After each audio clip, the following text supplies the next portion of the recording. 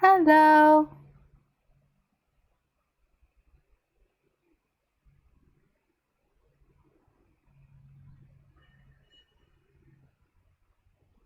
Nice to see you, nice.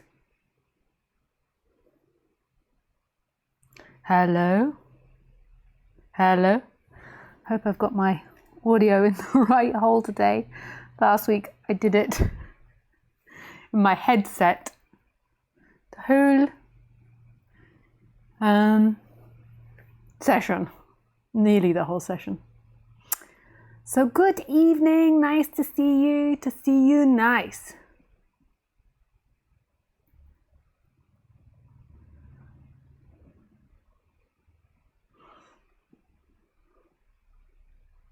Just let me see if there's anything else open.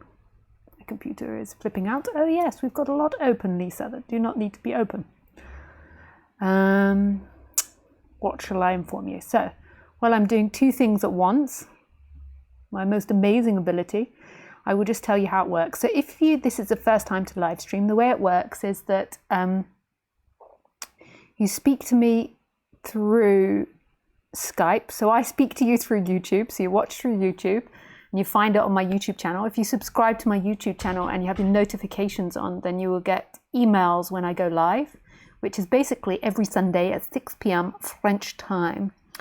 And then you speak to me through Skype. My Skype address is Lisa Cairns 12, and I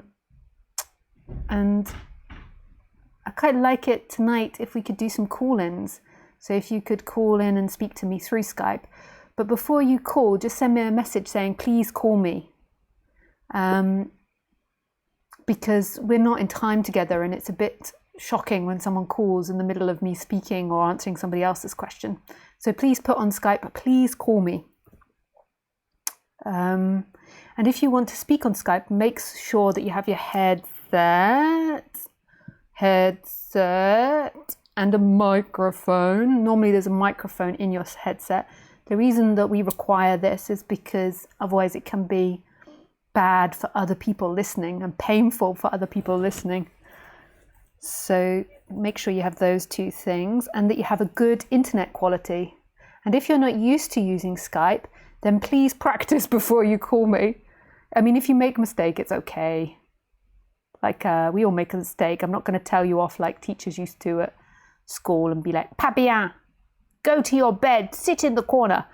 I will just call you out in front of everyone. No, I won't. It's okay if you make a mistake. Don't let that put you off. I won't be mean to you about it. But if we can avoid that, it's helpful, because yes, it's just helpful rather than me having to show you how to use it or try and show you how to use it. So the way that you try it out is simple. You go up to Skype settings. So you know there's a bar across the top, and in the bar it says Skype. And if you go down to audio and video settings, in there, if I am correct, you can test audio. So you can test that you are hearing. And then you can also make a free test call, which will show you if there's any problems, like with the sound or anything, or with what you're hearing or with your audio. Okay. There is also another channel called Lisa Cairns video clips. It's not run by me, it's run by somebody else, and they do edited clips of my talks. So they do like 2 minutes, 1 minute, 10 minutes, 20 minutes, all edited from these talks. So these talks are just free for all. I don't edit them unless like somebody's really like made a mistake and overexposed themselves. They just are put up, or unless I've said something really stupid that will get me in trouble, I don't edit them. So most of the time they're just free for all. But that also includes like mistakes, audio problems, dogs barking, me going to the toilet, callers making mistakes, all those things. But these other clips are nicely edited, and maybe their sound is corrected a bit. Yeah. So that's on, that's called Lisa Cairns dash video clips, but that's not run by me at all. So if you think you're communicating with me through that, that's not done by me at all. This is the only channel by me that's uploaded by me. Nice. Okay, so in the beginning of the talk, I always like a little bit of meditation of just silently sitting, so we can enjoy that together. So I normally do about 15 minutes of just silent sitting.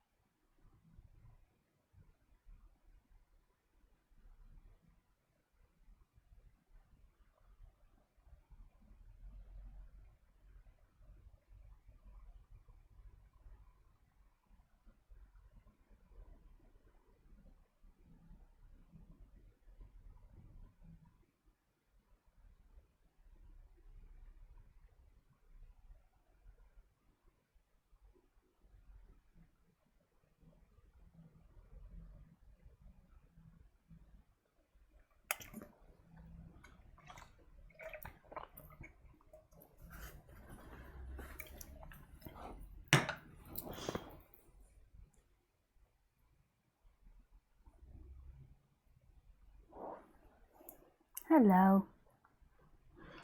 I got so many mosquito bites. Oh. I want to rip my skin off. Well, not really, but you know the feeling. So welcome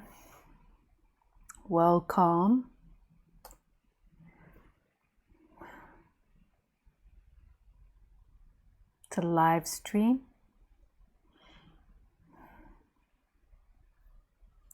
I hope you're all having a beautiful day.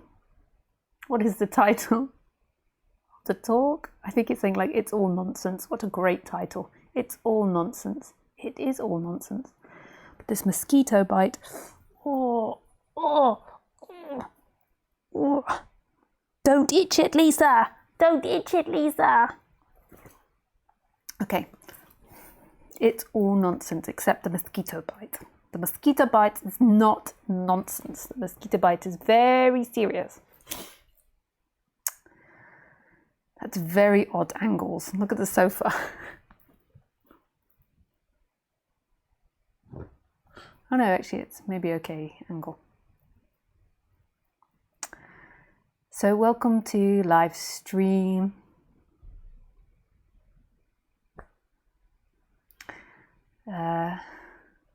It's all nonsense. What is nonsense? Everything.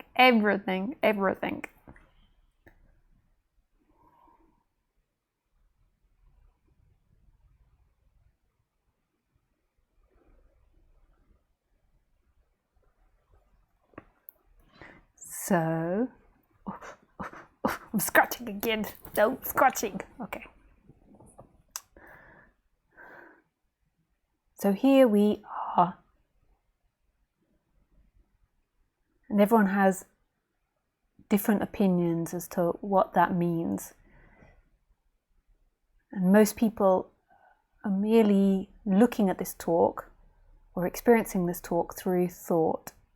And then there is some that are experiencing it energetically.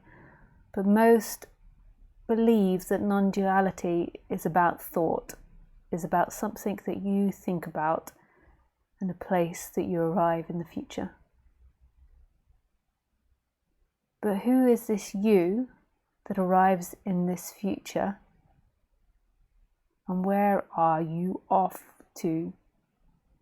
Where are you going to? Like, where is non-duality going to take you? And what you do when you get into a subject like this is you imagine a person, this person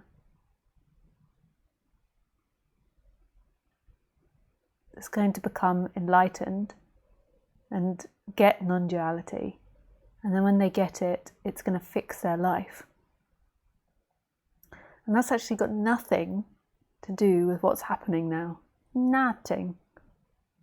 Like, that's an image that you're holding, that's a film that you're holding in your head about a future point, which you're doing, and you're using that in order to consolidate,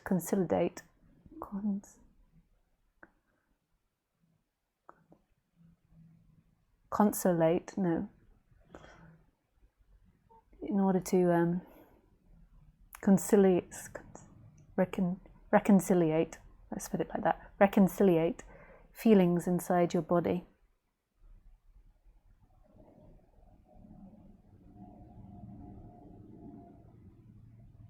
So you're feeling something inside your body, and then you're using your imagination to try to fix those feelings, to try and sort it out. And this is an unconscious process.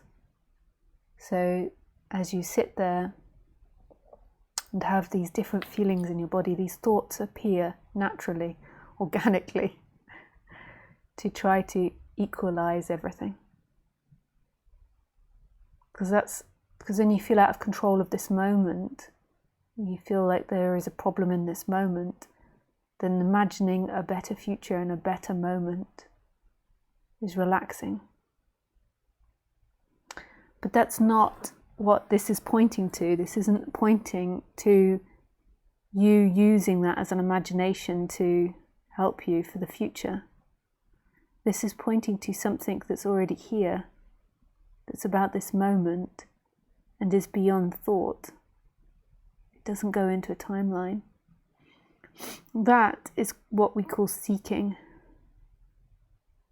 This momentum into time.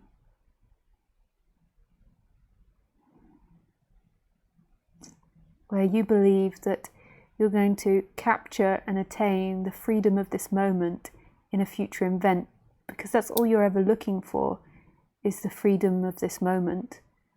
But you look for it in a timeline, you look for it in future, you look for it in events, in people, in things, in happenings.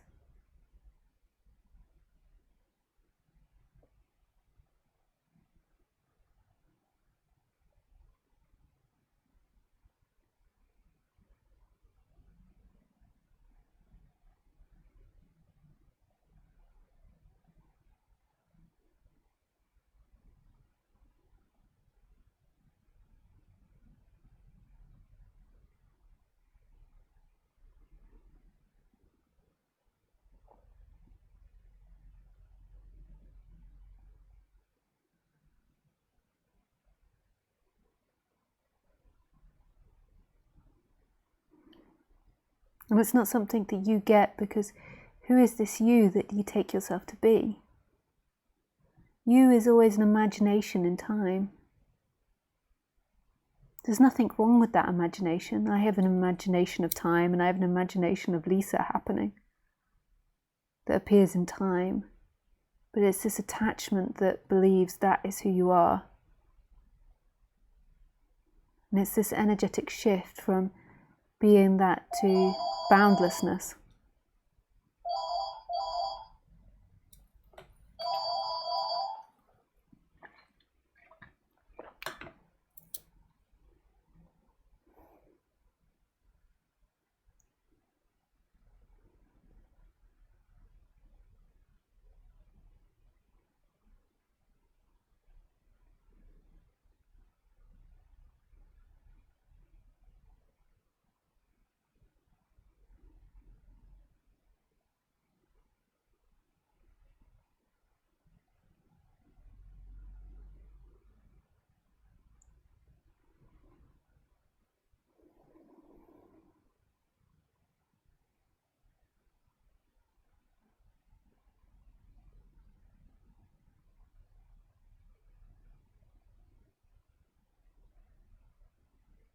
So there's nothing wrong with an appearance of a person.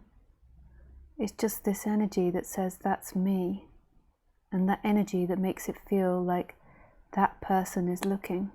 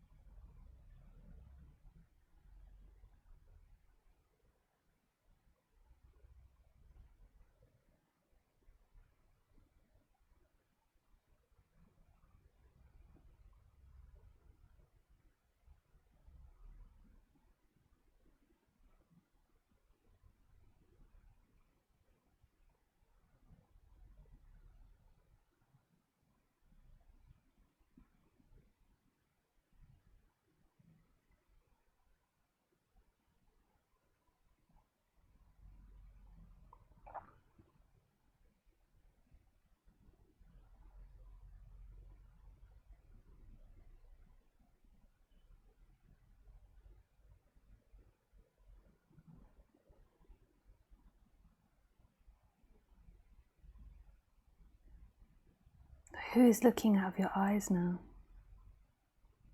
It's never that person.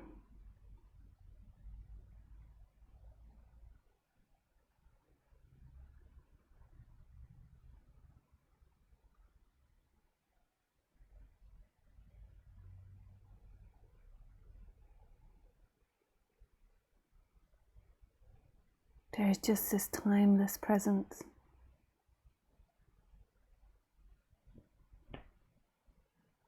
And this person comes and goes in that. It's not who you are, it's not an experiencer. When there's identification with that, you always feel limited. You feel like you are something that is a size.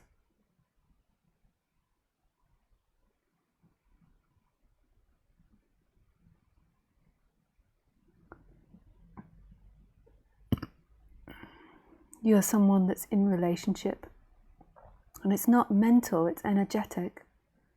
You feel limited and small. You feel like you're in relationship with the world. And then there can be this turning inside out, or this shift from being that to being no thing. It doesn't mean that character stops appearing. And there has to be, in some ways, some form of identification with the character, otherwise you'd just be like, suddenly like identified with the wall. I am the wall, or the carpet. I am the carpet, so there's got to be something that's like in some way still attached to the character. Like if you're in absolute boundlessness, like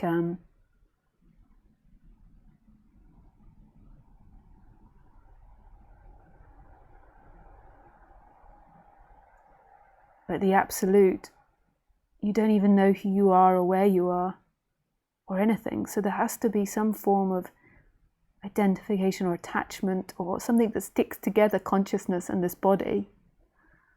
Otherwise maybe this body would collapse and die. But it's no longer that character is the experiencer. That character is an experience.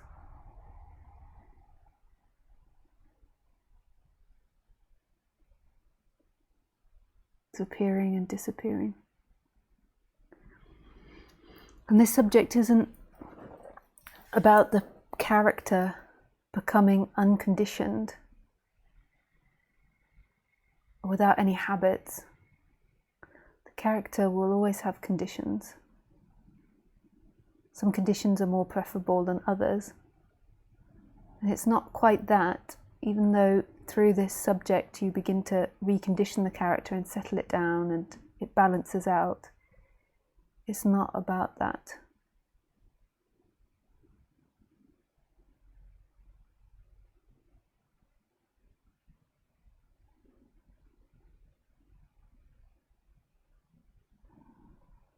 Body is conditioned. It's conditioned to speak English. Your body's conditioned to speak your language, like the conditionings of Italian or French or German or African, Indian. It's conditioned in its family line, has conditioned responses. So it's not quite that. We kind of think that the conditioning will be emptied out. It will be reduced more than likely, but it's actually the detachment from that. That is not the experiencer. The experiencer is this boundlessness, this freedom. So right now, on one level I could say Lisa is speaking, and that's what I would tell people. You know, like just to be regular. Like in one way it's Lisa speaking. And Lisa speaks through her habits and conditions. So she's influenced apparently by her teachers that she's had in the before, like Sir Roger Castillo, Ramesh, Nisargadatta Maharaj, who are the main teachers, Tony Parsons, Nathan Gill, all men. So she's she's conditioned in that way to speak in that manner. But really, in this moment, it's not a thing speaking. It comes from emptiness. So the reality is that it all comes from emptiness.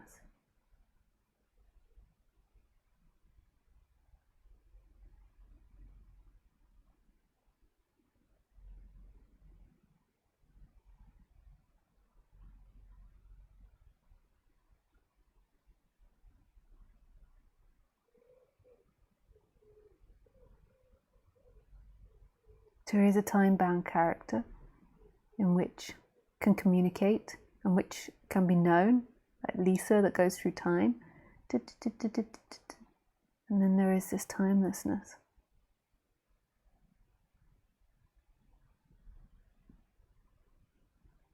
Which everything is appearing from, which isn't separate from this moment.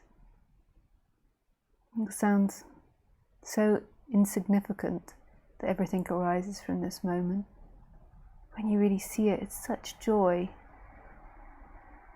such freedom. This moment is so free and loves its expression. Like, so we think that the wall comes from the past. This is a fly. The fly comes from the past. And we're always associating everything through stories, but really in this moment, it's all coming from now. Now is empty and full simultaneously. So you could also say there is a consciousness, this awakeness, and this sense of being, this amness. So consciousness and amness. And they're both appearing simultaneously in this moment. Like, it can't be no consciousness. Like, there has to be a recognition that it's happening, and there always has to be this beingness, this sense of existence. And these two things aren't a thing, and they are in all things and no things. So they're not something tangible that we could put in a bag, or we're going to grasp consciousness or beingness. It is everywhere and nowhere. And everything's coming from that, directly from this moment. In our stories, in our thoughts, things come from time and work through time. But in this moment, they come from no place and no time.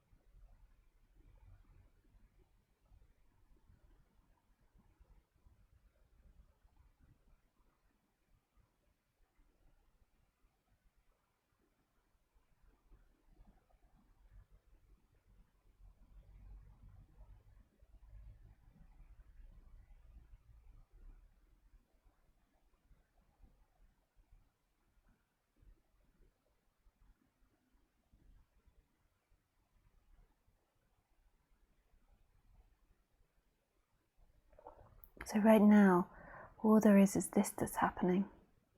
And then you have imagination of all these other things. And you believe that that's your world, that's your reality. It's like a daydream. So these stories, and none of them are true.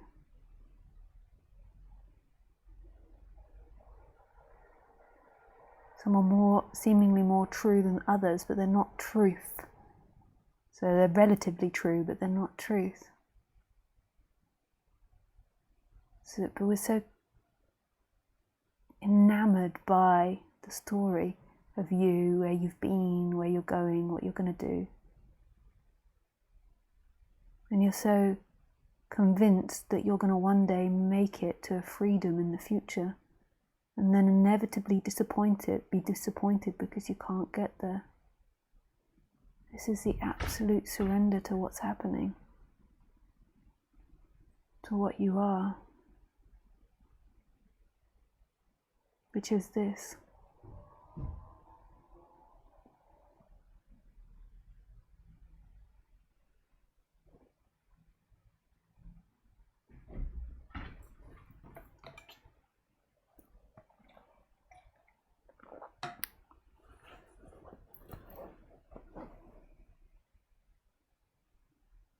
This is it, baby. This is it.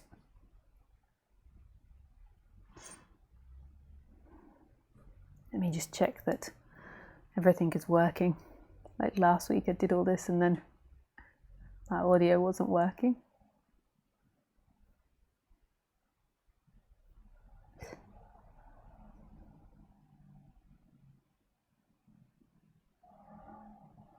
Yes, and feel free if there is a problem with the audio or anything to tell me, because I don't always notice it's happening.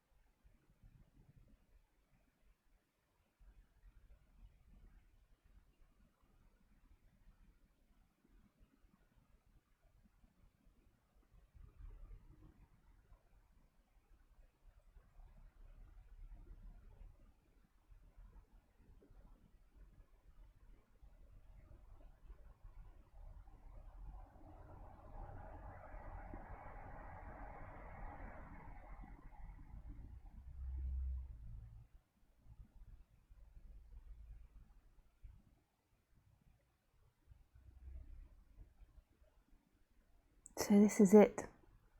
This moment is all you ever want. And maybe you're looking in my words for something. You're looking in non-duality for something. But it's about this moment. This is it. This is what you look for.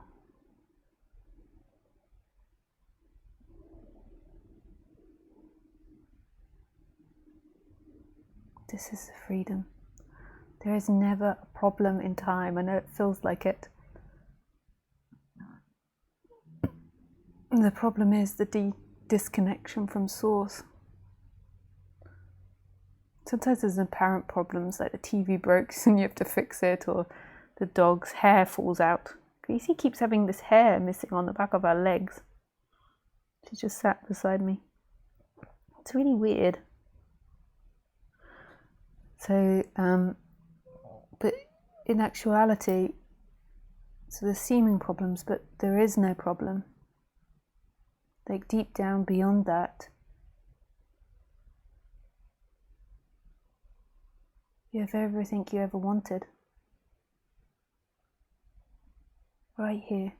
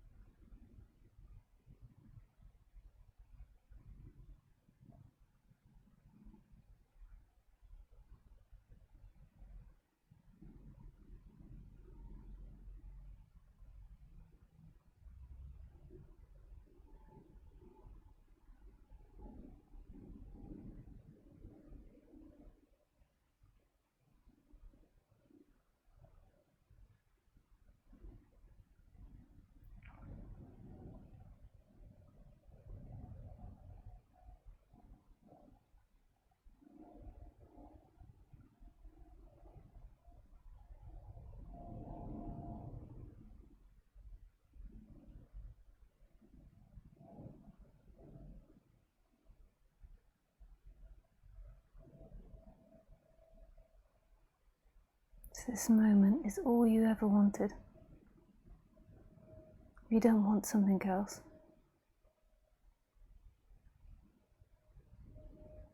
It's so unknowable, so mysterious, so uncontrollable.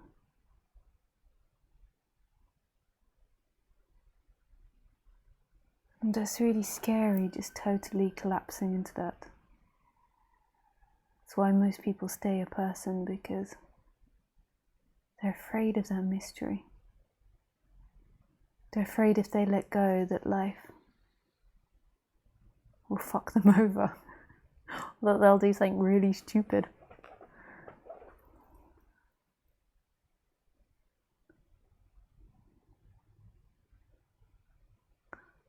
Whereas it's a lie that you are ever controlling this. Sure, it has an effect, the appearance of someone believing they can control this as opposed to somebody that's not, but that's an illusion that you are ever controlling it, because who are you? Who is this person in there that's controlling things? There's an appearance of thoughts and sensations that make it feel like somebody is controlling. But is it really? Like if you want something now, so you want a drink, who wrote that in? You think it's you, but it's just appeared from this mystery. You could say it's you in time, like there's an appearance of a character that wants the drink, but in this moment, that appearance of that thought comes from nowhere, no place. It's just appearing.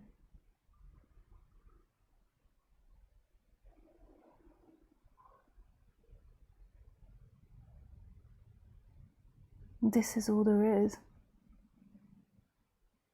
This is love. It's totally surrendering to this and letting life do what it does. And who knows what your fate or your destiny is. I get the sense though that when there is that surrender, and from my own experience as well, and when you're in line with your wants, that everything works out. That life brings you challenges of old ideas and concepts that need letting go of. So it brings you the challenges in life, and it takes you to exactly what you need on the human level. And if that means that you lose everything, that's exactly what was meant to happen. That character was meant to have those challenges and that falling away. And that character was meant to be reconditioned by that. And if it brings you lots of prosperity, that was exactly what was meant to happen. And in actuality, neither is good or bad. They're just a happening. Prosperity or no prosperity. One equals food and the other one maybe equals no food and no shelter. So in one way you could say it's not good on the human level, but we just don't know. We don't even know if living life is the best thing as opposed to dying. I know that's so awful to say on the internet. Isn't that funny? That was what I said actually. It sounds so awful to say on the internet. So it's okay that I believe or think that, or that that's what's coming out, but the fact that I'm sharing it on the internet, it's because the problem with sharing it on the internet is that people misunderstand that. And then if someone's sensitive to suicide, then maybe they take that as validation, and that is not what I'm saying at all. It's so much deeper than that if it's heard. But at the same time, it's a shame for me not to share that because of that. It's always this gentle balance between holding on and letting go. I think that's a famous Zen proverb.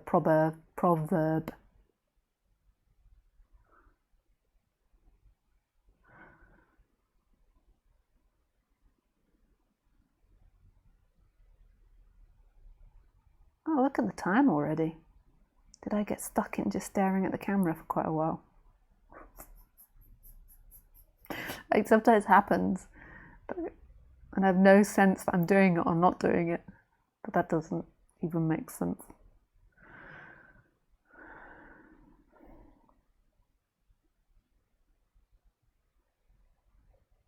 Okay, we'll take questions now.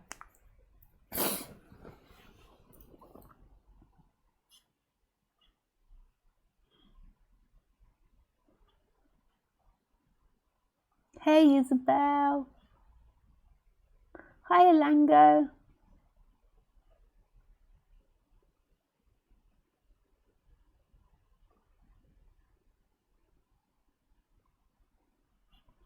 Hi Carla. Hi Lisa. Nice to see you. You make me smile. Have a question. In practical daily living, it is really impossible not to have expectations. Some teachers say to let go of expectations because it is one of the reasons for suffering, especially in close relationships. Don't we always have some type of expectation? Yeah, I would say so on the human level. So the way that everyone speaks about this is so vastly different, and it's primarily because our maps of meaning in our brain are so different as to what we mean by every word. So it's like everything, it's like give and take, because if you have zero expectations at all, then it means that somebody could beat the crap out of you, or cheat on you, or treat you in really poor ways, and you don't have some sort of barometer, some sort of expectation of how they should treat you. But maybe they mean expectation in a different way. But this is conditioning on the human level, because also your conditioning will be dependent on your culture, your religion, your upbringing, your parents, your siblings. So somebody's expectation of marriage in Iraq may be different from someone in Europe. Like, so the woman might naturally be expected to stay at home and to bring up the kids, and the man might be expected to be the breadwinner. So all of it is very difficult to pinpoint exactly what people mean by expectations. So Ramesh and Roger would say expectation is suffering. And they would say guilt and blame and shame and pride is suffering. And my take on that is, in the extreme, to a good portion, that is true. And that's most probably true for people that are really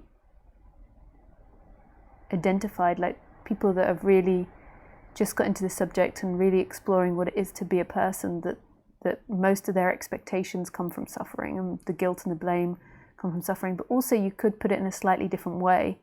Like, guilt could be remorse. Like, I think it's important that people can understand when they've acted inappropriate and feel remorse for that. And you could say that's built on doership to an extent, but it depends how strict you are with words. So for me, the way it is there is a disidentification with the character. So there's this energetic shift from being that person to not being that person. But there's still a person, and this person becomes ghost-like. So it becomes very see-through. But that person should have remorse when it's acted inappropriately. It should at times be able to assert blame onto people, to say, your actions were inappropriate. There should be levels of expectation. But it's seeing that also that that's not really true. Like, in the end, if they don't deliver, if they cheat on you, or if they cheat you inappropriately, that isn't the cause of your suffering. The cause of your suffering is identification. Like, that is a pain or pleasure. But I feel like I deeply understand when Ramesh says all suffering comes from doership, and blame, pride, expectation, worry, blame, guilt, pride, shame, expectation, worry, and anxiety. So the expectation is worry and anxiety. I can understand that. But, if Ramesh or Roger, I don't know, but more than likely, if they if their partner disappeared, got kidnapped or something, there would be concern for them. There would be worry for them. Like, you could say concern, but like saying worry just makes you very human. And I think it's a good word to say. Like, it might not be worry like somebody that's really identified with the person, but there would be concern, worry for the person on the human level. But it's almost like that human becomes very ghost-like, and it's deeply known that in the end nothing matters. That if somebody does do these things to you, that's not the end of suffering. The end of suffering is disidentification with the self, with the illusory self, with the illusory daydream. That's not who you are. Who you are is this moment. And I know Ramesh and Roger would say that it's seeing that you're not the doer, which maybe is the same for them and for me. They might not say it's the same, and I don't know if it's the same or not. I don't know how I would tell, but they might not say that what I'm speaking about is the same. But if you just look at it abstractly, then I can see how they could be very similar, and most probably the same from my perspective. But I can also see how they could be different, dependent on the person that's interpreting it. It was so funny the other day. Somebody said to me, do you spend your time, how much do you spend in time and not in time? So what they most probably meant was the absolute and the relative. But when they asked that question, my brain was just like, I take things really literally. I don't know what the answer to that is. That was so abstract. But when I speak, I'm always saying that who you are is the timeless. It's not the time-bound person. And it's like everybody's, but then when they said it, I couldn't quite fit myself into it. But I say all this stuff all the time. When they asked me, I was like, you what now? Come what now? Because it's so difficult to put all our words together. In the end, everything is senseless. And that it's just to collapse into this moment, and this moment is without word. And normally when you go into like extreme blame or extreme worry or extreme agitation, it's about seeking. You lose this moment, you lose home, and you go into extreme suffering. And you have to stop that suffering by doing something. But for me, and maybe it's because I haven't reached their state, or maybe it's because there is different ways we speak. There is this ghost of a person, and if Khaleesi goes missing, there is a worry about her. There is a concern about her. And there is searching, looking for her. She doesn't really go missing now, but in the past, sometimes she'd go missing, and I would catch her doing something that she should not be doing. Right, Khaleesi? If that same happened with my partner, and this feels very organic to me, to be this combination. There were times where there was so much resting in the mystery that it was very hard for me to connect in the human world, and I became a bit dysfunctional to people. I couldn't relate to people, and it seems the best thing is this like coming, like the pendulum stream, it goes really extreme and then coming back to the center. So you're not the person, but then there is the appearance of the person. So the person still has these very human responses to life. And the human,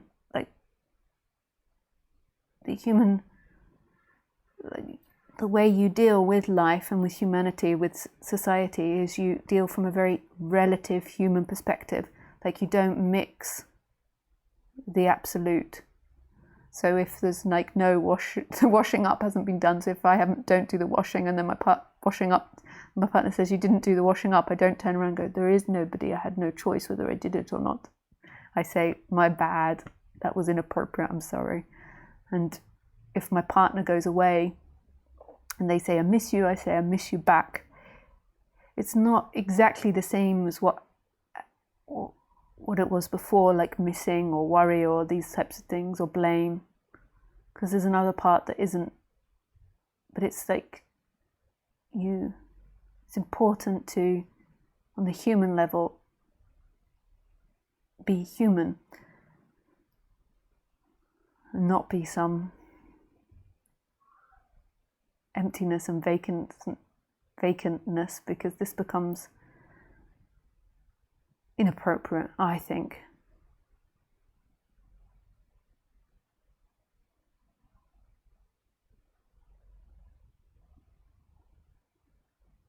Thank you. I was referring to Ramesh and Roger, but on the human level, I think expectations are always here somehow. But I understand when you say ghost-like. On one level it's here, and on another level it doesn't matter. Depends where we're looking from, I guess. Thank you so much. Yeah, precisely. And also, I think they're taking it to the extreme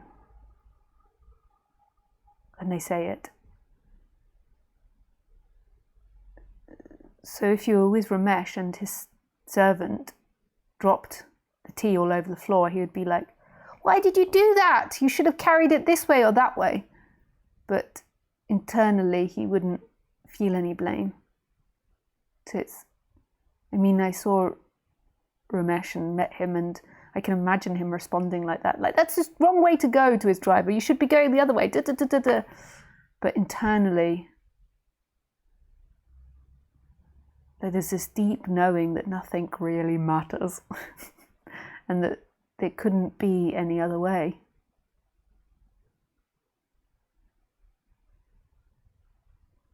See.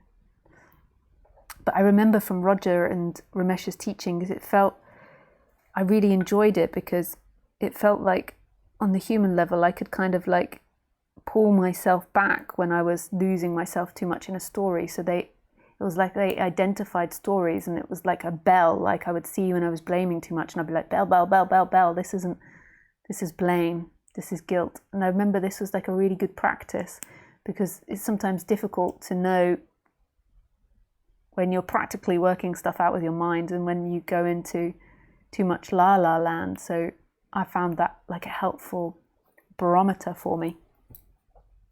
In the end, what's important is resting in what's happening. And when you go into hours of blame or insecurity or expectation, you're kind of, even though ultimately you're resting in what's happening, you're kind of lost in a seeking story of me. Hope that makes sense. Thanks, Carla. That was a beautiful question. And I just say, like, in no way am I meaning in any way to discredit Roger or Ramesh's teaching, because I'm well aware that Ramesh and Roger is very much like, this is the right way and this is the way it should be. And so they would discredit me. Not really, but like they wouldn't really discredit me. I don't mean that as saying something bad from them, but they have a very specific way of seeing things, and I really respect that, and I don't take it as any offense, because they would see, I think, my approach from the top down, they would call it, and their approach is the bottom up or something, and I really respect it. And for me it was such a beautiful teaching, and it had such a profound effect on me. And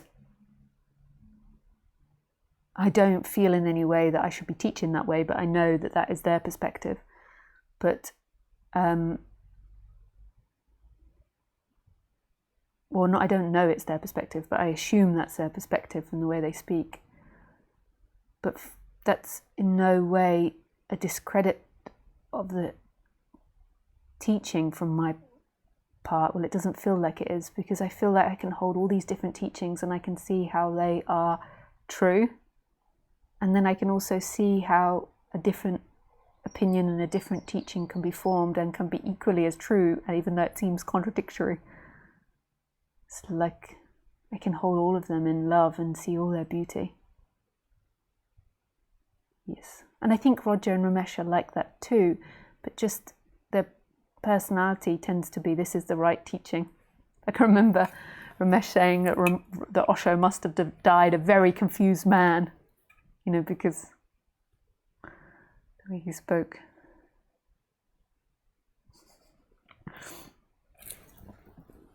Hey Dennis, good morning. So is there anyone that would like to call in?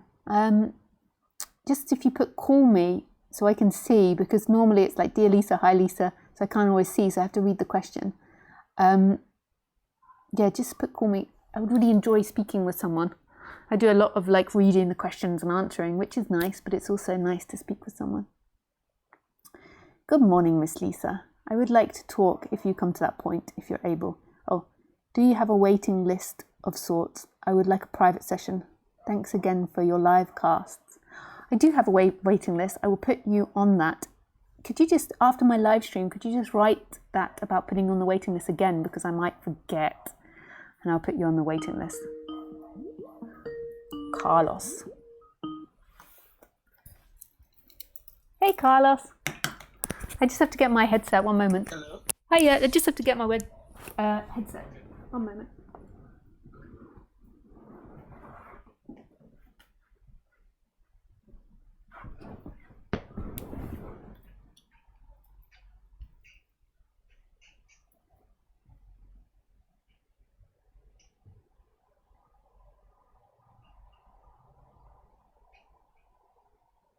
Hello. Hello? Hang on, I just have to put something else in there. Have you got a headset on? Yeah, just one sec. I just have to put you in to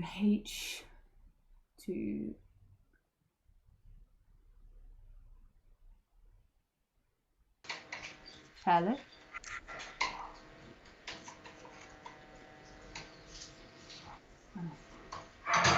Speakers and that, and then your microphone is in black hole. Could you just say something for me? Hello? Could I just get you to say something for me? Oh no, I've done it wrong. Sorry guys. So speakers, speakers a black hole, microphone. Oh. Hello. Hello? I don't know if you're talking to me. Yeah, I am, but I can't seem to. What am I doing wrong? I think I have to get my proper headset that plugs in. I can't do it with my AirPods. One moment.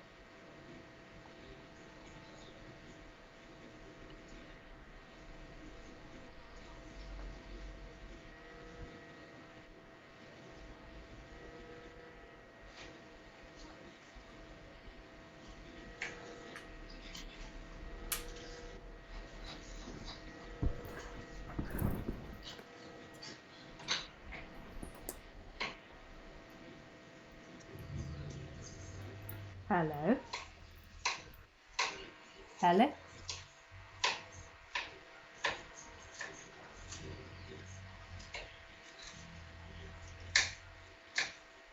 You can't hear me? Oh, I can hear you now. Oh, okay. I'm not seeing you on the screen, so I got confused. Okay, so yep, that's perfect. Nice. How can I help you today? Oh, okay. So I just want to say something really quick about the teaching, like why some teachers do it like that. I think that what you say about the pendulum really makes it work. Like since most people are stuck way far to the side of of like being in this world and being all preoccupied about things and being worried. So they kind of like try to swing everybody back to like, okay, it's not all that's what's making you suffer and all that. And since most people are in that spectrum, Yeah. I think that's why they try to do that. If like in the world, most people were stuck in that dysfunctional non-dual state, I guess maybe they would try to like swing it back the other way, like, oh, maybe try to make things Yeah. matter a little more and stuff. So Yeah. it's kind of like a relative teaching Yeah. in that sense, and that pendulum analogy really makes it you know kind of clear. Yeah. um, Yeah. I my agree with that. question yeah my question was about the difference. You say mental and energetic a lot, like mental and energetic, like there's this difference between like life is magic, not logic. And this character seems to be really inclined towards the logic. And also, my English is not my first language, and I think you mentioned that like it is kind of hard, kind of like talking about such a deep topic in a different language. Yeah. So I would like some, like, maybe some more definitions on that difference between mental and energetic, or specifically energetic. Like, what do you mean by that word?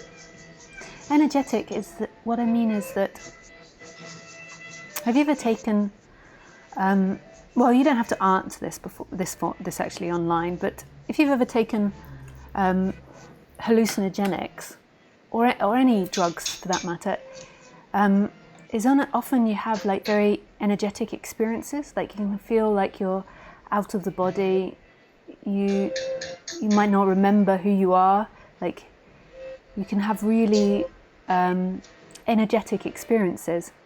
Like when I was younger, I took a good amount of an hallucinogenic, which I'm not sure if I should say what that was.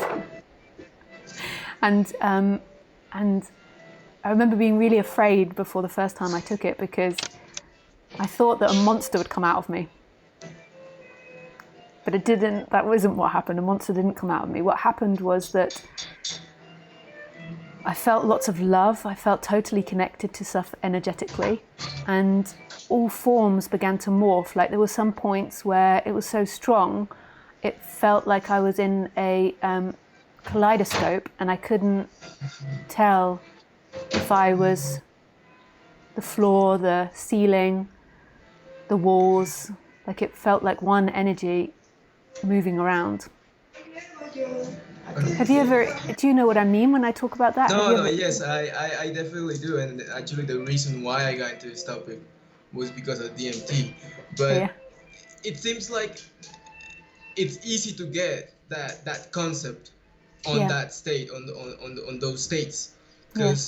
because it comes naturally. Like Yeah. like it is that experience. I remember like not Yeah. understanding what time was, Yeah. Yeah. and not knowing what things was. So, but looking at it from this state now, it seems like a memory of Yeah.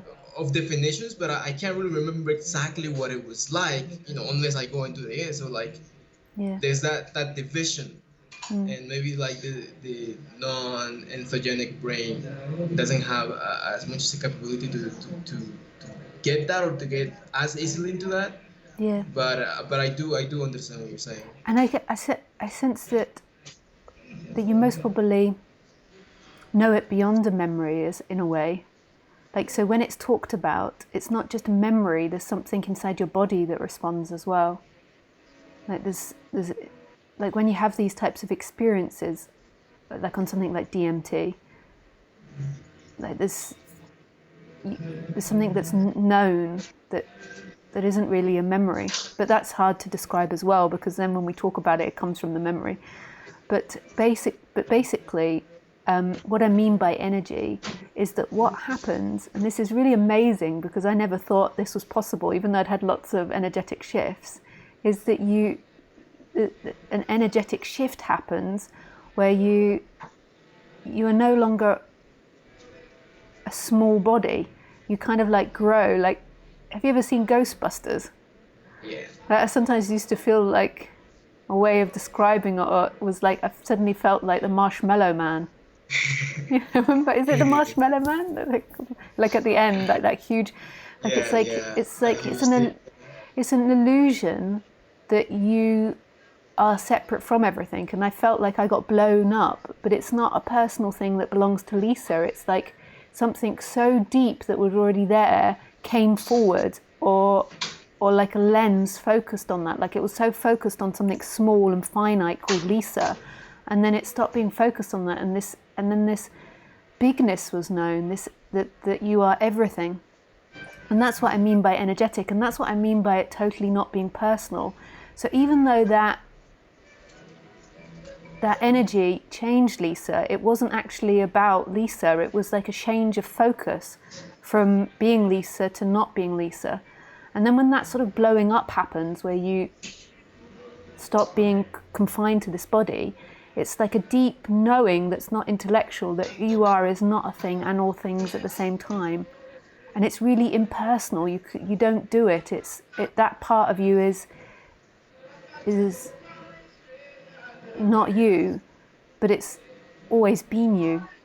And that's what I mean by the energy part of it. Okay.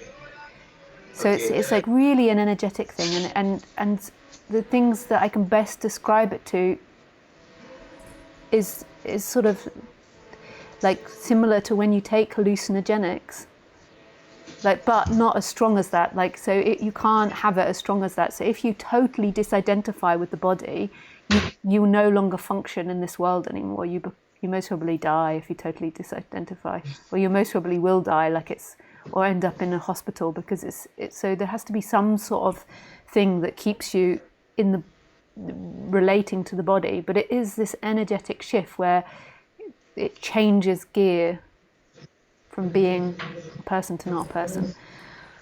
That sounds That really like elusive to the person, and I really like, no, wow. that actually makes quite a bit of sense. And for those that haven't had that experience, I think that maybe like stuff like lucid dreaming can get you really close to it, or even Yeah, if you don't want yeah, to have it or like you're against it or some way. But yeah, like those shifts from like waking to sleeping to REM, yeah, they tend to be conducive of those sort of states where that are similar. I'm not saying that they're yeah, exactly the same, but yeah, they're very similar to what describing. And when you use that example, uh, it does make more sense because and that's why I want to ask you, because in my mind and the characters one it's just saying, okay, so energy is like, you know, like the electrons, like electricity. So like what does she mean when she says like it's like the mind? So it's not the brain, it's like the energy in the brain. So like the synapses connecting. So I was trying to get it that way, but now that you mentioned those experiences, it clicks. It makes sense what you've been saying all along. Like, oh, it's that magic. So it's like it gets closer to that kind of vision. Because I yeah, do also I have also sense that oneness or like, yeah, just a strong feeling of oneness. Not like saying like I am one with everything and once, but like the actual feeling of it during DMT. But like I just remember feeling that I'm not feeling it at this exact moment, and but thinking about that experience back then, and then tying that to whenever you say energetic or magic, it, it makes sense. It connects. So I think that's a really good example. yeah. I think this is why people sometimes get a bit addicted to certain drugs. Like maybe Yeah. even I've never taken like heroin, or I've only really taken hallucinogenics. And but I can imagine those other drugs have those types of experience. Like I've heard people talk about MDMA that really opens the heart, because there is this heart element to it as well. Yeah. Yeah, but I think it does gonna have to be more towards the hallucination side because, well, MDMA is also a Yeah. little bit hallucinogenic, Oh yeah, I have but actually taken one drug that's not an hallucinogenic. Actually, I told a porky. Sometimes I forget these things when I'm talking. I have, yeah, yeah, and that wasn't so much like it. That was quite different from no, yeah, hallucinogenics. Yeah. it is quite different, and honestly, I'm actually kind of excited to be talking to you because when I first started, like getting into this topic, like I was binge watching your videos or like listening while doing my stuff like non-stop, and I did get to like that kind of state of just like not caring, and and people, and I would tell people like, do you prefer? Or they would ask me like, do you prefer this or that? And I would be like, oh, it's all the same, it's all the same, and. I would go buying clothes with people and they were like, oh, which one do you like? And I was like, all the same. And it kind of gets annoying for people because, like, well, you got to pick one because, like, like, what do you like? Because I have that idea. But for me, like, after a while, it just kind of like, be, because the description sounded so much what I experienced, it kind of just like went down like straight to hedonism and just Yeah. like repeatedly because he said, well, there is no me, so like like the consequences are not me, Yeah. and blah blah blah.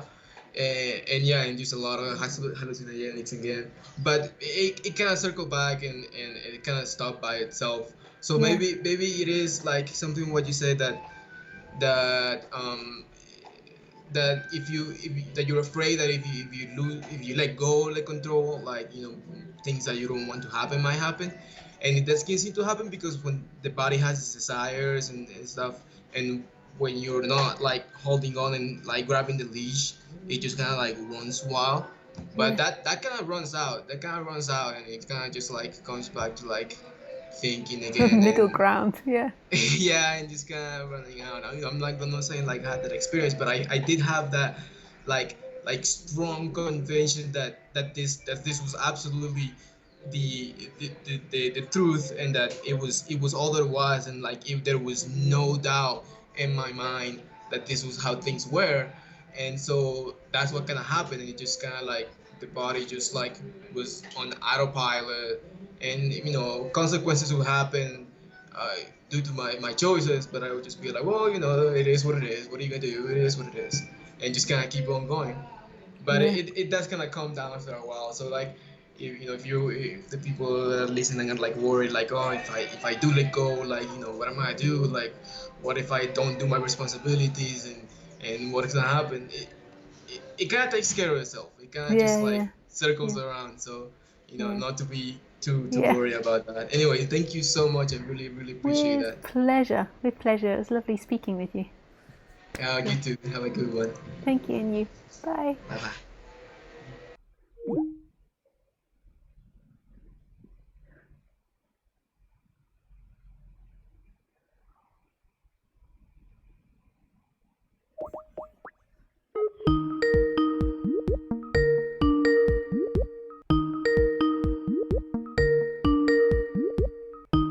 Anyway, thank you. Hello, Hey, Dennis.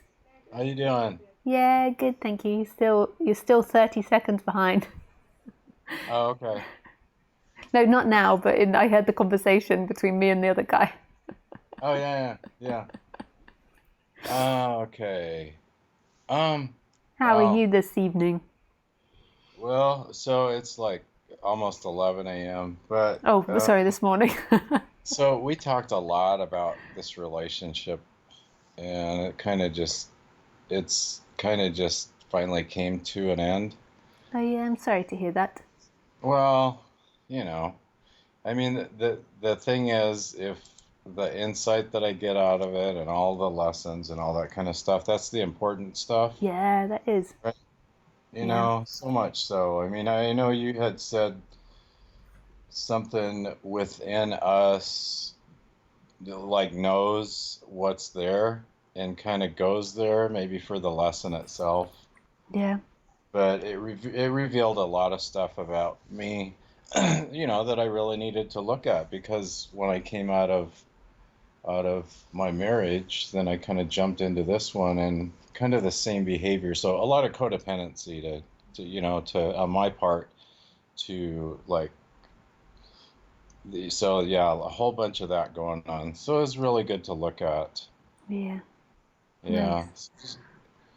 just a ton. And then I talked to my AA sponsor yesterday, and he kind of gave me a more clear insight into it. So that was good. Yeah. And And yeah, how do you feel? Like, what's happening in your body? Oh gosh. I mean, this was like a week ago today that it like blew and it was brewing. So how does my body feel? It's better than it was, and I can see a lot more clearly in my mind, like the whole picture, you know? I see all the good in it, but I also see the not good, the sick part, the Mm. sick on my end part, and then he kind of explained to me the sick part, coming from her end, which I knew there was some, but I wasn't like seeing everything because I was so engaged in it. I'm coming out of marriage and I jump into something and it's a hell of a lot better, or so it seems, to what I was in. So Yeah. yeah, yeah, but I was thinking, I'm just so grateful that I'm able to not only to be able to listen to you and to talk to you, but to be able to continue to learn and to process and to grow Yeah. and and become closer to what the end goal is. And in the end, even though it most really feels quite brutal and difficult and painful, like your freedom is always this moment, and that's what trips us up. Is we get into a relationship and we believe that the relationship is your freedom, and it's not even a conscious thing. It's deeply embedded into our DNA to like seek from that relationship, and it's never going to be healthy when that belief is there, because it's too much expectation and too much pressure that's put onto the relationship that they will provide you something and complete you, and completion is always happening now. And this creates wars between people because people feel so disappointed and let down and cheated on, and like all these painful feelings, because they believed that the other person was going to give them something that they never could. Right, Like she could never give you the love that you seek. It right. can only be found from this moment. But what happened in the beginning is that it was so pleasurable. She gave you so many things in the Huh, human world, so many feelings and so many pleasures, that when you yeah, were with her in the beginning, the all seeking stopped. And then your mind is like, it's her, it's her, it's her, and yeah, becomes like an addiction. right. Yeah. I mean, the thing is, I know that rationally, but it's different. It's quite different. Yeah. Yeah, when you're Yeah. in it. Yeah, and then there's that pull and that neediness. Oh, Like so big time.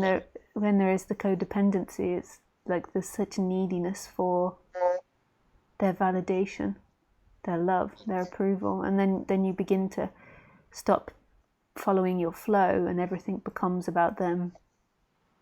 Yeah. So much neediness, so much, and we talked about that stuff. We talked a Mm, lot about that, mm, you and I, and it takes a while to to digest it and to actually see it, I guess, or yeah, to be willing to see it for what it is and move forward through it, I yeah, guess. yeah, yeah, Oh, yeah, totally. yeah, yeah. Like And, everything and is a this, gift to help you open. yeah, yeah, yeah. And like I said, I've said this several times, but that's the coolest part about you is, you do like touch on the human part of it. You also touch on the non-dual part, which on that topic, I listened to a lot of Ramana's the recordings of his stuff, and I think it's so hard for the mind to to take in like the self-inquiry, Mm, and it seems like it's a little bit more comfortable, actually a lot more comfortable, even though it's so foreign. mm, It's just so foreign. mm. Yeah, I can imagine. It seems so normal to me. Yeah. It makes sense because the rest of the stuff is pain, and so why not do the work or whatever? But I guess, and a lot of teachers explain it's been thousands of whatever, lifetimes, years, whatever. So, Yeah, it's so elusive that it feels like you are looking out of these eyes now and that you're speaking. But but in this moment, who is this you? Like, who are you? And you can just answer that. Like, you don't have to answer it intellectually from what you've learned. You can just answer it from your experience in this moment. Like, who is it that's speaking to me? Or what is it that's speaking to me?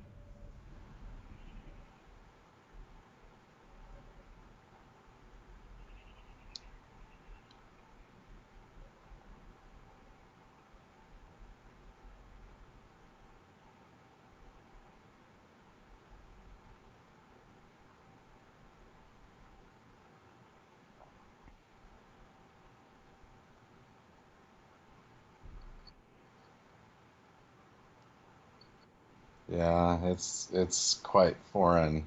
I mean, uh, I know I've had a lot of like glimpses throughout my life in periods of like a week or a couple of weeks or a couple months, where it's just beautiful.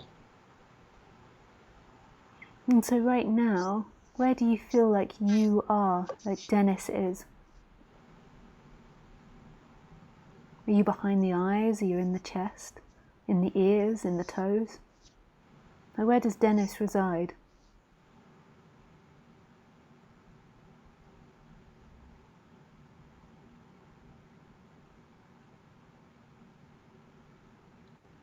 I don't think I can pick like a particular point.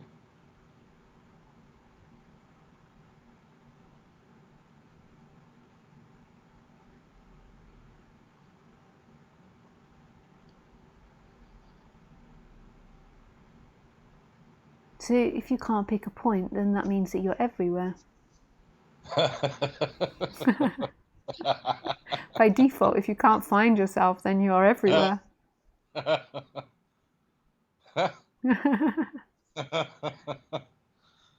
Yeah.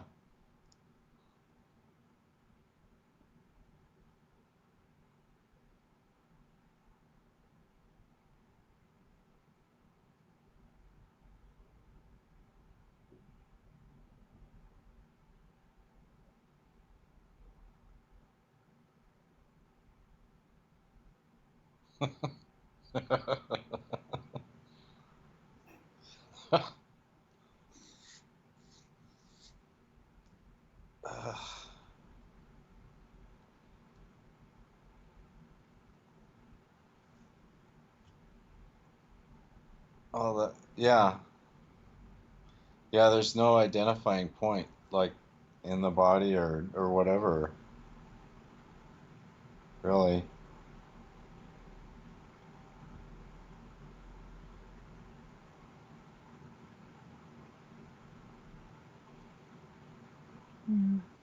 So it means that you're nowhere.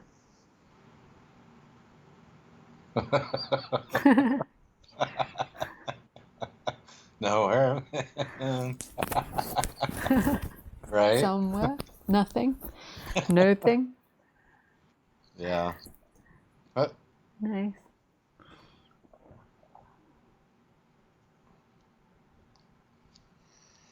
yeah, I noticed you're booked up till like November. Oh, yeah, yeah. Yeah. Is your waiting list really long? No, I've just cleared it actually. I think there's only a couple of people on it now. Oh, I had okay. some space come up, so I managed to Oh, clear okay. it. So if you do find something, how would I be notified? Like email? I'd email you. I'd email you. If you just send me a message about that on Skype afterwards, just to remind me to put you onto the list. I just don't have a very good memory these days. Okay. I've never had a Um, great memory, but it's got worse. yeah. Well, mine's like incredibly sharp. Yeah. People are like, "Wow, you remember everything." I'm not photo whatever, but Photo, um, yeah. photographic memory. Yeah. Yeah, I'm not that. Yeah. Nice. Oh, but so the reason I was asking how would I know? Oh, because say someone cancels, how much time does that leave between that open slot and when I get notified? I guess is what I'm asking. Oh yeah, it Should I? doesn't work like that. When somebody cancels, it goes through me. So it Yeah. doesn't get cancelled onto the website, so it goes through me. So then I just let the person know. I let a person on the waiting list know. I don't open it up to other people on the website. So I Oh, just email you as soon as that session gets cancelled.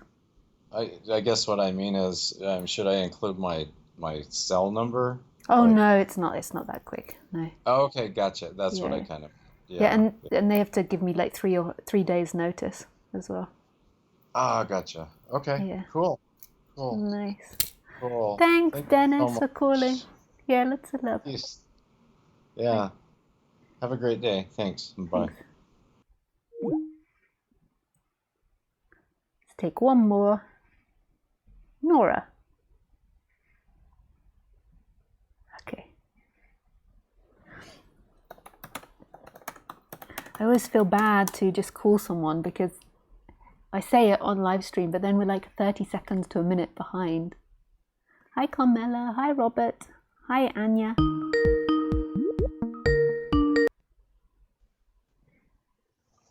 Hey, Nora.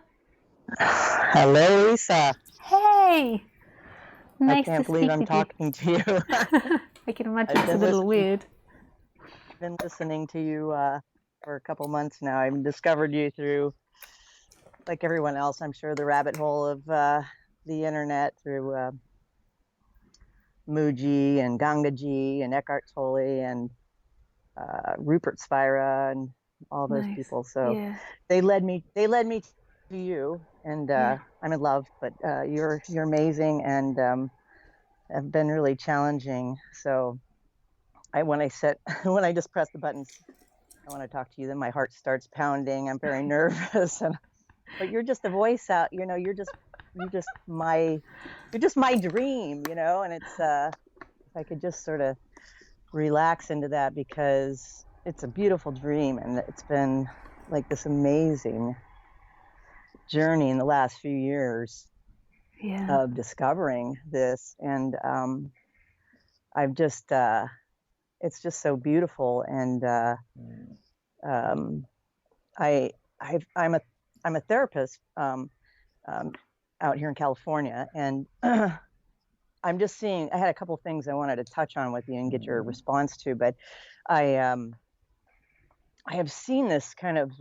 evolution in the psychological, or in the realm of psychology, developing towards and evolving towards more of this presence and mindfulness coming into. In fact, my buddy who just sent me an article on the evolution of psychology just texted me, I hear you, I'm talking to Lisa. But this article talked about how we started with psychodynamic theory, with Freudian theory, and really getting in touch with how all our problems are within, the relationship with our parents, and all those psychic wounds from our childhood, and how we have to get in touch with those to really become whole. And then it evolved through kind of this cognitive behavioral theory of, no, it's all about our thoughts and our thinking that can disrupt our sense of ourself, and it's our thoughts that cause us damage, and we have to control our thoughts. And now I see this kind of movement towards a lot of what you're talking about. Our thoughts, we really don't control. They just come out of space. Just like our heart beating, we don't control our heart beating. We don't control our thoughts arising, and yet we think that we do, and that's a lie. And now I see this beautiful movement in psychology towards we'll call it mindfulness. I think that's just a fancy word for presence or beingness.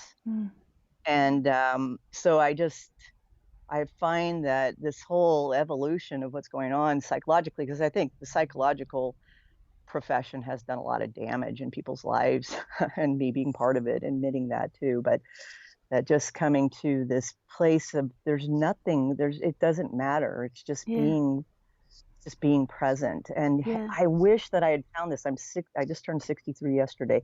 Wow, I your wish voice I had sounds found so this. young. Oh, You know thank how you. like voices have different tones, and your voice sounds very young. Well, thank you. But I wish I had found this earlier and that I could have helped people with this, because Yeah, I feel like I did a lot of damage too. And I know it all doesn't matter really, but because it's all yeah. it all leads us But I forward think to. psychology has like a beautiful path, like all of that.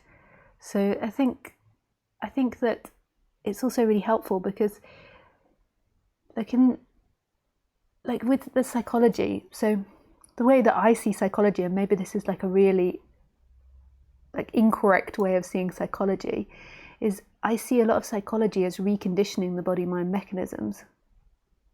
Like, and I feel like if you don't, I feel like you can get stuck in that. So you can get stuck in loops of that, and that Yes. is unhealthy. But I think to an extent it can be really helpful, because if you've grown up like in a really abusive family, normally what will go on and happen, which I'm sure you've seen loads of time, is you'll just act out those family patterns again and again. You'll be attracted to your father or your mother, and you'll act out these types of things. And in psychology, having that pointed out to you repetitively, I think can be helpful for the flow of life. But it's illusory that it's them that's doing that, and that you're doing it, and that it will lead to freedom. Right. It will improve the life circumstances. So it might stop somebody going to repetitively to an abusive partner, and that's very difficult life. So it might stop that. And the way that it stops it is you're reconditioning the body-mind mechanism.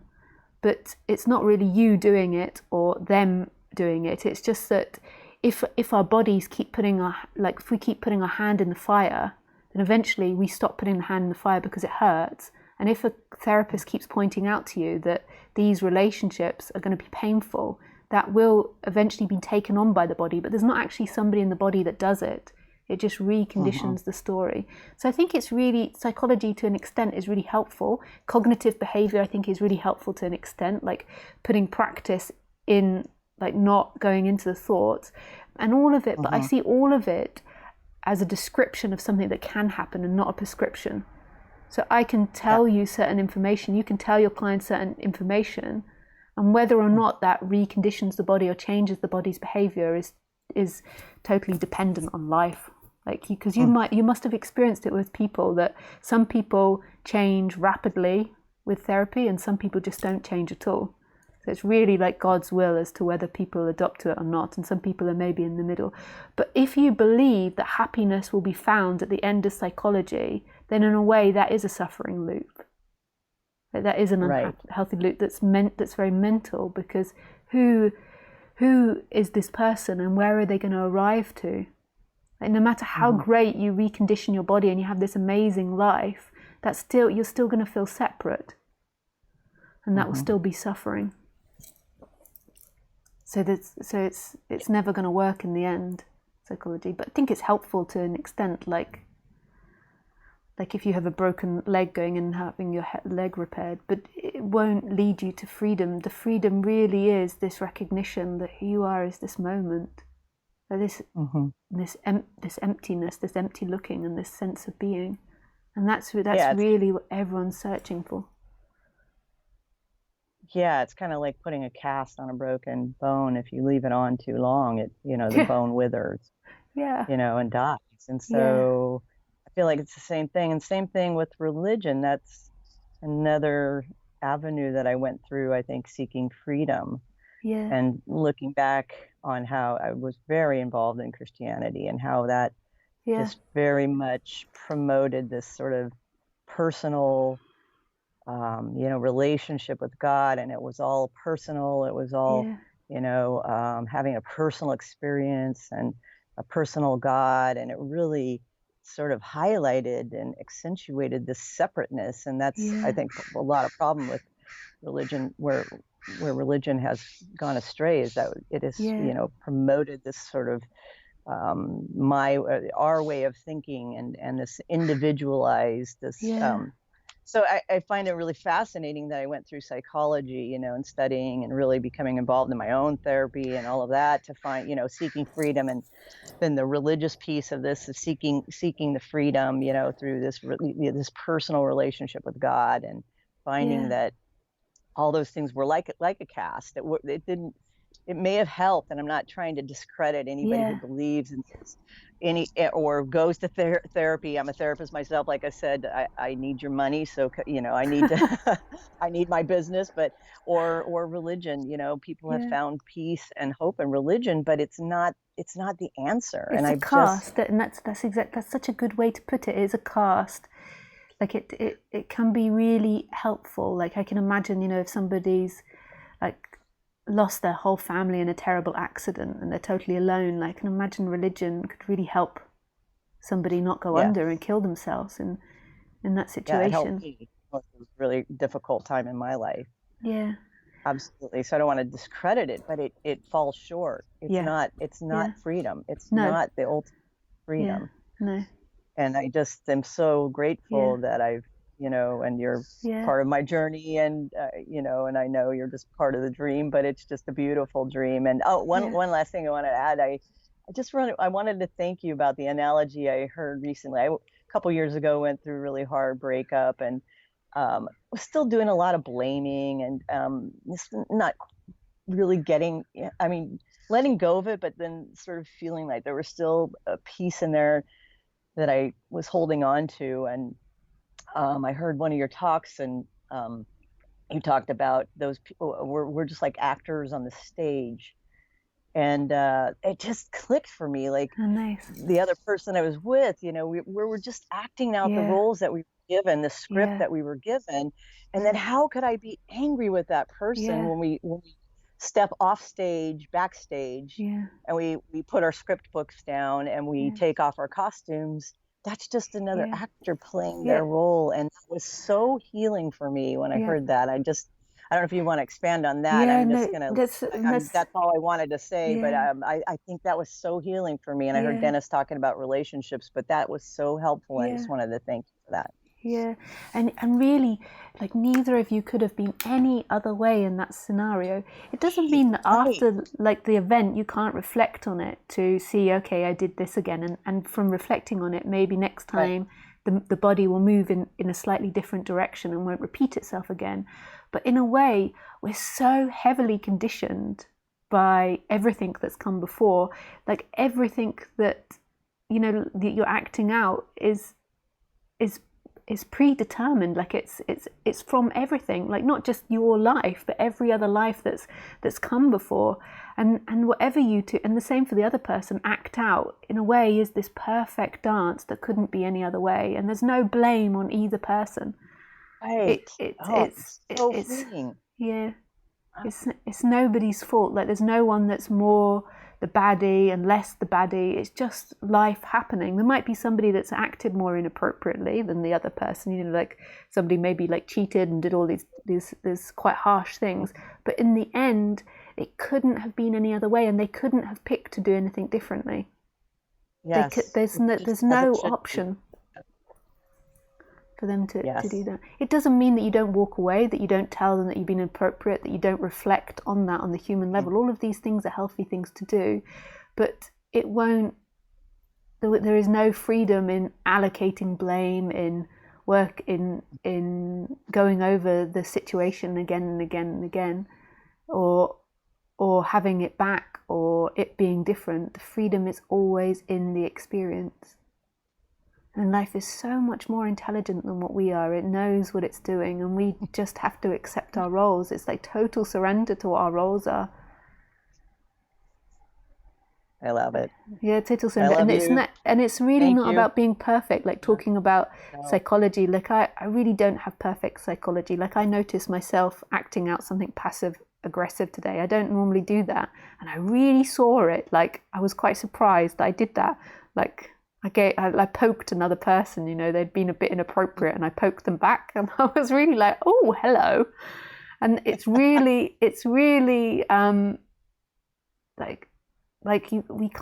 have to be what we are, and if that's what we're going to be, passive aggressive, that's what we're going to be.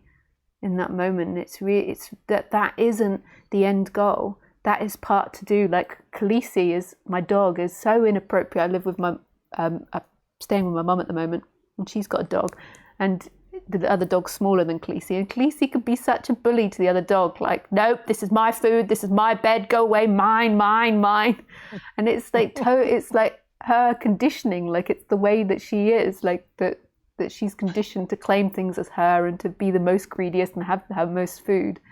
And it's totally surrendering to our animal likeness as well. It doesn't mean that in the attitude there can't be an attitude to improving. So my attitude, when I noticed that I did that, I apologized for doing it shortly afterwards, and then I look at it and I realize that I did it, and that most probably will recondition it, but it might not. It's not my choice. Right. Aren't dogs just the best teachers on how to be present? My dog is just amazed. I've had her 12 years, and I just am so grateful every day for the lessons about just being. It's just wonderful. And just being their self. Just being their self, without any self-awareness. They don't. They have no. I just love the lessons dogs bring us. So anyway, I won't keep you any longer. Really appreciate it. Yeah, thanks, Nora. That was really beautiful. Joy talking to you. All right. Take care. Have a great evening. Thanks. Bye. Bye. Nice, guys. I went over quite a lot today. That's enough for today.